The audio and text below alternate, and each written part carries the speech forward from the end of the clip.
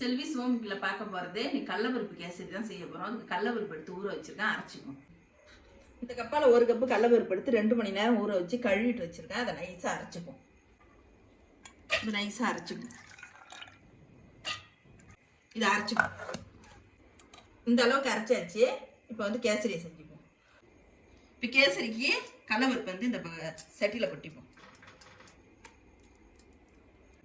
இந்த கப்பால 1 கப்பு பால் வச்சிருக்கேன். இந்த கடலப்பருப்புல ஊற்றிப்போம். அடுப்பு பற்ற வச்சு கை விடாத கிண்டணும். நல்லா வெந்து வந்தோடனே தான் சீனி போடணும்.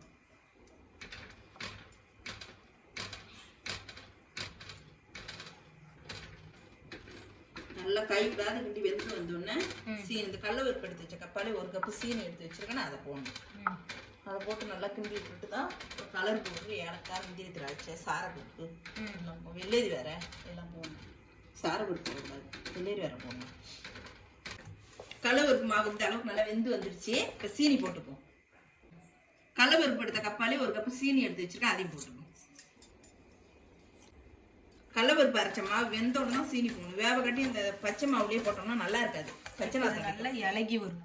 இப்போ நல்லா இலகி வரும். நெய்லாம் போடணுமா? நெய் போடணும், மிட்டாய் போட்டு போடணும், எல்லாம் போடணும்.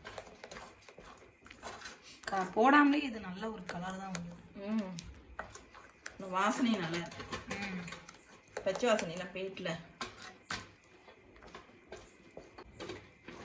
கை விடாத கிண்டணும். கனமான பாத்திரத்தில் வச்சுக்கணும்னா தான் அடி பிடிக்காத இருக்கும். கொஞ்சம் போது கேசரி பவுடர் போட்டுக்கும். இப்போ நல்லா கதறி விட்டுக்கும்.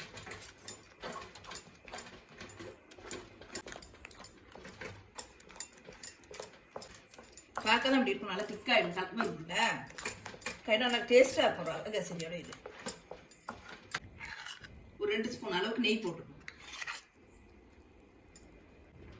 நல்லா கிண்டி விட்டுக்கும்.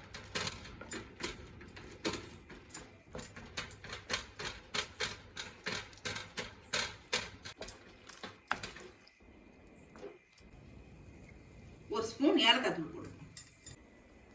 நல்லா கிளறி விட்டுக்கும்.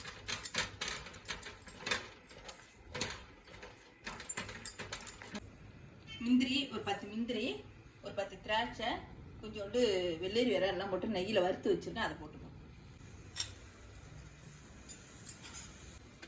நல்லா கிளறி விட்டுப்போம். எல்லாத்தையும்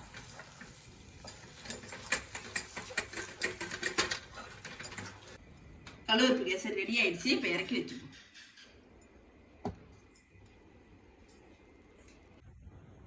சூப்பரான கடலப்பருப்பு கேசரி ரெடி ஆயிடுச்சு. இந்த வீடியோ பிடிச்சிருந்தா லைக் பண்ணுங்க, ஷேர் பண்ணுங்க, சப்ஸ்கிரைப் பண்ணுங்க, கமெண்ட் பண்ணுங்க. நன்றி, வணக்கம். நீங்களும் அதுமாதிரி செஞ்சு பாருங்க.